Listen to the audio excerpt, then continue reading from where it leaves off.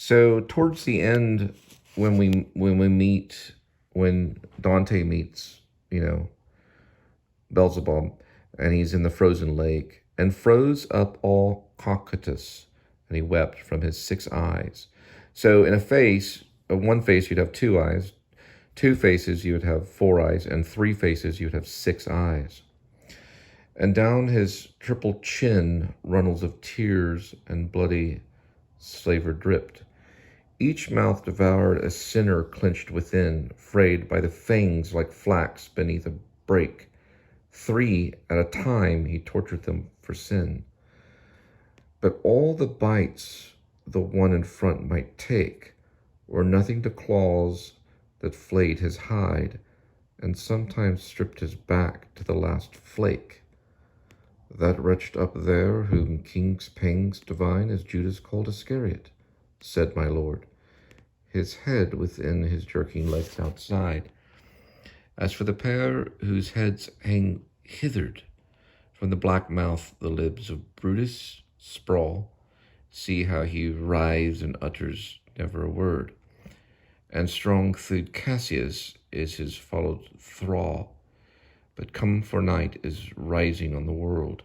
Once more we must depart, we've seen all. And that's the description there.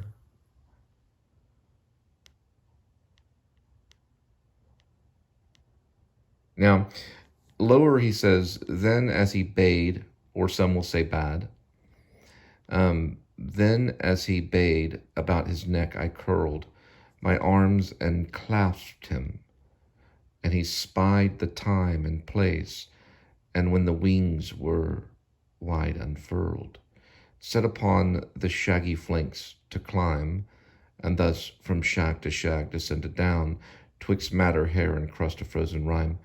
And when he had come to where he huge thigh bone rides its socket at the haunch's swell, my guide with labor and great exertion turned head to where his feet had been, and fell to hoisting himself up upon the hair, so that I thought us mounting back to hell.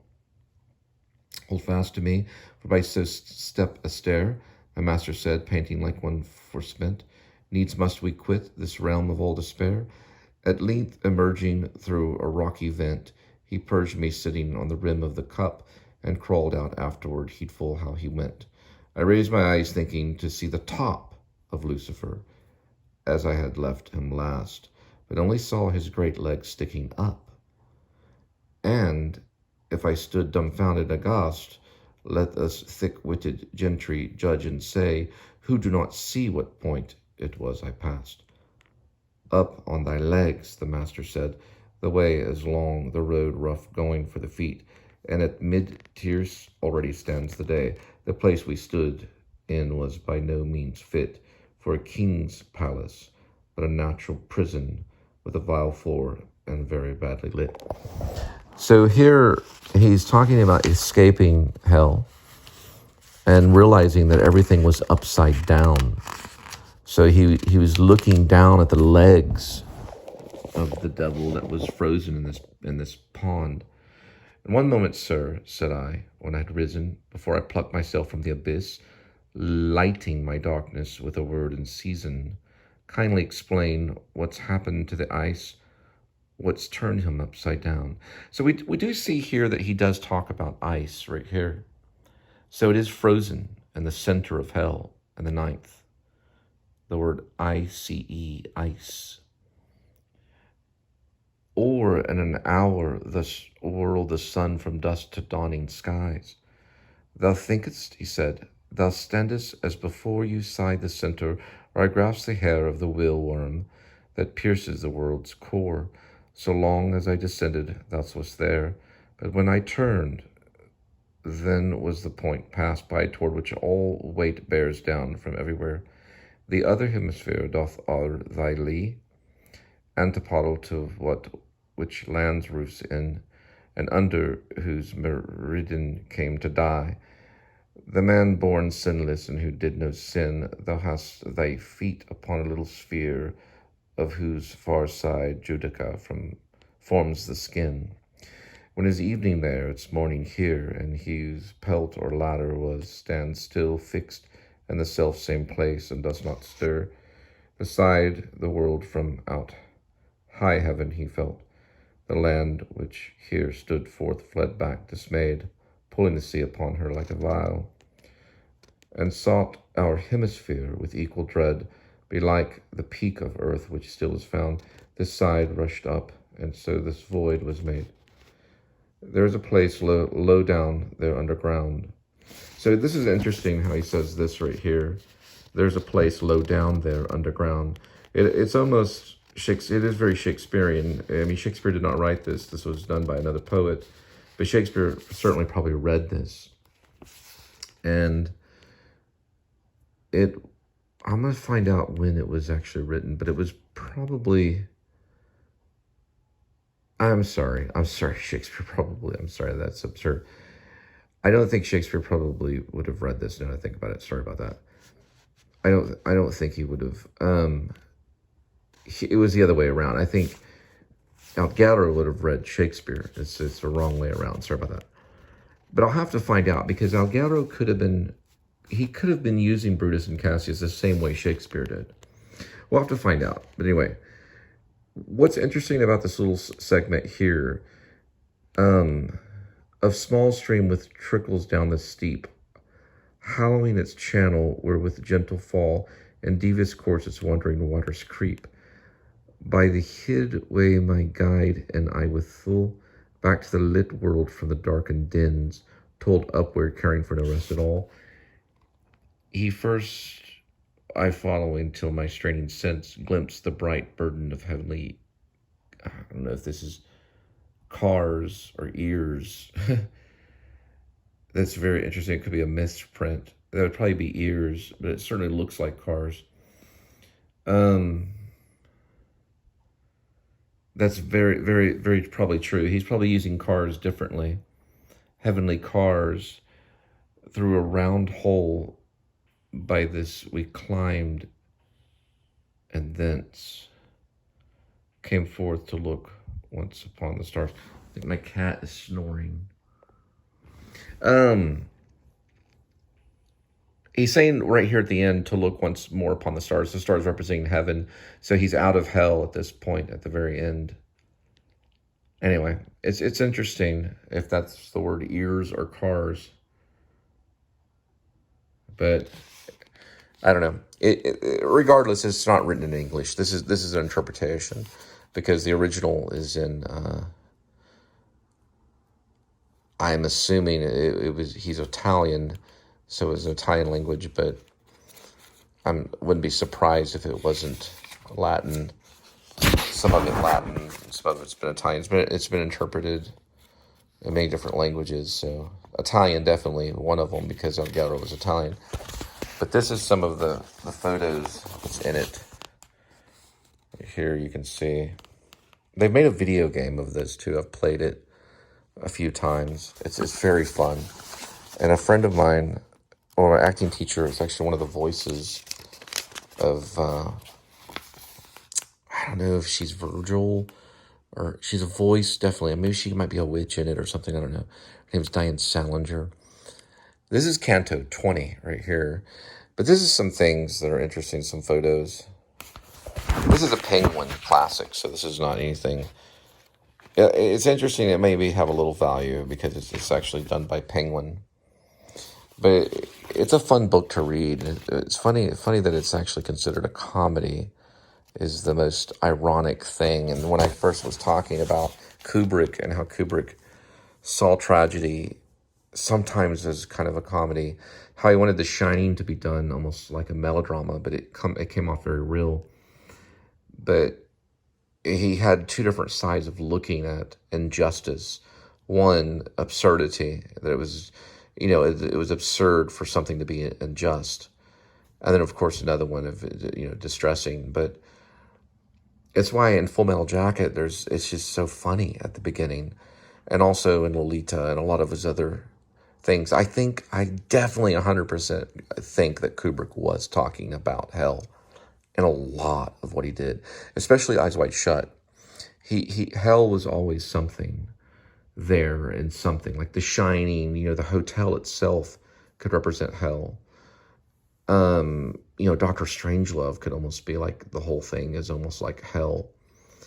Full Metal Jacket too, that's like a version of hell. And the Joker's kind of, in a way, Dante, in a way. But anyway, this is the map. So if you're going to go to hell, you need to look at the sins of the wolf and the Great Barrier and know all this stuff. Have it memorized so you'll know how to get around. But this is Circle 8. You can see it that he was talking about earlier. And these are all the little things, these, I guess you call it a bouge. And there are all these levels of sin. In 7, the thieves are there. The counselors are in 8. And number 9 is the sowers of discord. And there is even a 10, bouge. These are like the cliffs of hell in a way. And then there's the well for the giants to be swallowed. And this is one of the, the many kind of maps that Dante, I don't know if he drew these while he was doing the poem to help him organize. Cantos is another way of saying it's almost kind of like a chapter too. But it's not written like a novel. It's written like a poem. And here's some interesting aspects of hell too. See how I said the cliffs? So it's drawn like these rigid levels. Some are larger than others. Like this cliff section here, which is called the Great Barrier and Waterfall. If you've ever seen Lon von Trier's The House That Jack Built with Matt Dillon, which Matt Dillon's one of our last surviving true method actors, because he's actually one of the last really well-known famous actors that had worked with Strasberg, in person. Matt Dillon, and Matt Dillon is a great actor. Well, he did this movie called The House That Jack Built, and Dante's Inferno right there in modern day filmmaking. And that movie is very creepy. But it kind of comments a little bit on this Great Barrier and waterfall and these different areas of the well and the giants and the wood of suicides, because I mentioned Catholic because the Catholic believe that if you committed suicide, you went to hell, or you went to like a limbo kind of thing. And this is a city of Dishirse, lustful, gluttonous hoarders, and the wrathful Styx, that's part of limbo, So it has a Catholic aspect of it. It's not just purely hell. But the limbo is higher up here, which is easier to escape. And then you could see the Black Forest, or the top part, the Dark Forest, sorry, Hell's Gate at the very top or surface. And you see Jerusalem there. Because also Dante, or Alighieri, wrote about heaven as well. So he didn't write just about hell. He was a great poet. Anyway, this is a great little book that I recommend if you're into poetry. I don't know whose signature that is though. I wonder if it's Stephen King's, or it says King on it. R.E. King, I don't know. I found it at a half price. So, but it's an interesting read, and this is also a painting. There's so many paintings that are related to Dante's Inferno, or what's known as the Devine Comedy, or known as Hell. But it's fascinating. It's very fascinating to understand, because you can find connections. Oh, here's another one too. I found another map. See if I can find it. The thing is about the devil is that he pretends, or he wants people to pretend that he's not there. And that's kind of his power. He is more fascinated with disbelief than he is belief. He'd rather you not think that he's there, so that you can, do what you want and not have to be punished, because he looks forward to his victims, Here is another thing too, right here. This is probably talking about that word there, the Baugi or the Bauge. It's just a diagram. So I don't know if this is the writer of Penguin that did this, or if Dante himself did it when he wrote. It just goes to show, I mean, we were educated to a certain extent. Here's another map, too.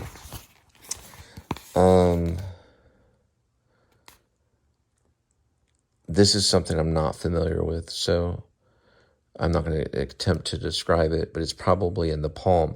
You probably have to understand this map. Venice is mentioned here. You can see Venice. But you'd have to probably understand this map to refer to the palm. It might be that many of the poets and even poets today, and even people believe that there are actually access points to hell. I was told that there was a part of Ohio, because I had studied mime in Ohio, and where we studied was Gambier. There's a mountain there. It's not a huge mountain, but Paul Newman had studied in Gambier, and it's supposed to be an access or right over where hell is. And there's actually a river there called Arkan River, I believe. And in Stephen King's Needful Things, that river is mentioned by one of the owners of the owner of the shop, who's supposed to be Lucifer, or representation of him. That it's one of the hot, fiery, Algaro mentions the river, and it is a river that's in Ohio. But I was seeing if it is one of these rivers. Cocytus is also mentioned too as one of the rivers too.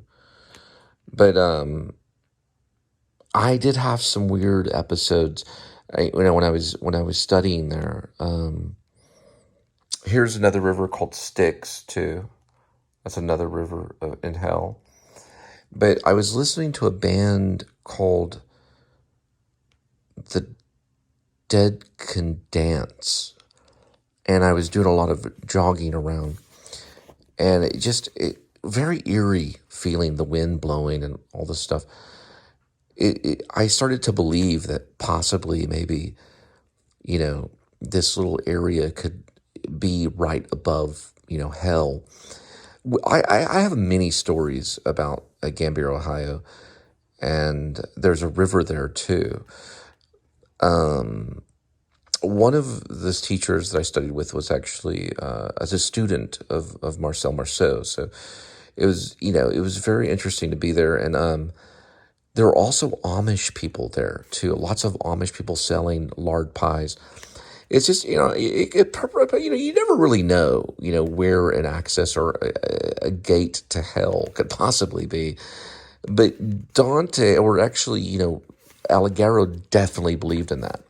And many poets and things like that do believe that there's certain areas of the earth that are an access point, What's interesting about this is that it goes all the way above, and Jerusalem is at the top. So Jerusalem, underneath Jerusalem, he may have been saying, was an access point to hell. And you can see in the center, this is Earth's center here, which is the 9th level, that would be Lucifer. And see, you can see the wings in this drawing here. And so Alighieri talks about those wings. And see, he's frozen in his waist. Right there. Isn't that interesting? These are all these little things here. And there's an order that he speaks upon, the vestibule Acheron, right? There's the Acheron, which is mentioned as one of the rivers in Ohio, I believe. I'd have to look at how it's spelled. It may be spelled differently. I want to look at that next, but I don't know. I recommend this book. I think it's fascinating. It's a fascinating book. And when I'm reminded by it, I try to refer to it and talk about it, because people that read and stuff and really understand this stuff, to to a heightened level, you know, because I'm just an amateur when it comes to. But here is another thing too, where he looks at Jerusalem being at the top, and then hell underneath it, and then underneath is the Mount Purgatory, and you can see this hemisphere. So at the time, they were probably believing, this probably was around Shakespeare's time, they believed that the earth was round. You can see it right there.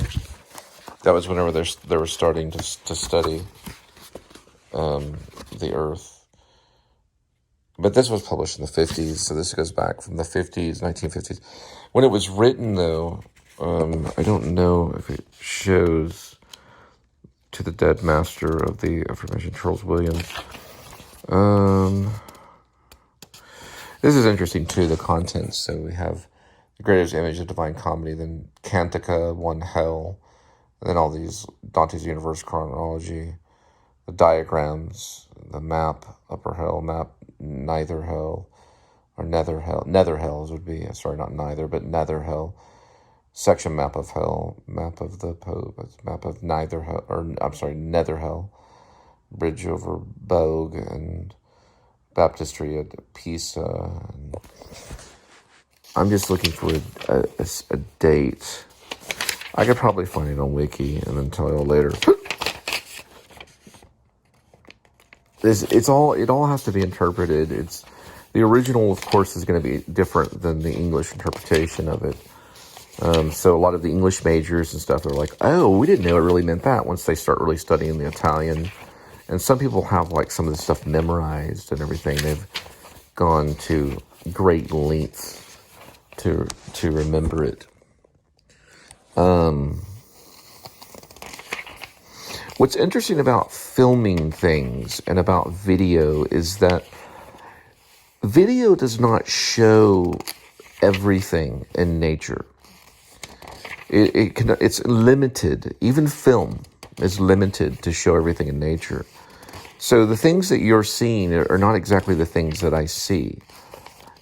But one thing that I noticed that's very different in video and especially film is the shadow. The shadow is manipulated very much when you video something. Yeah, here is, trying to see if I can get, yeah, okay, the first part of it. Dante and Virgil talks about Beatrice, Florentine girl, the one Dante loved, so it's a love story too. Hell is a story of the place or condition of the lost souls after death. The Empire and the City talks about the Empire of Florence and Rome and Italy. So it took place during that time when it was written. But this is the opening, almost like a play.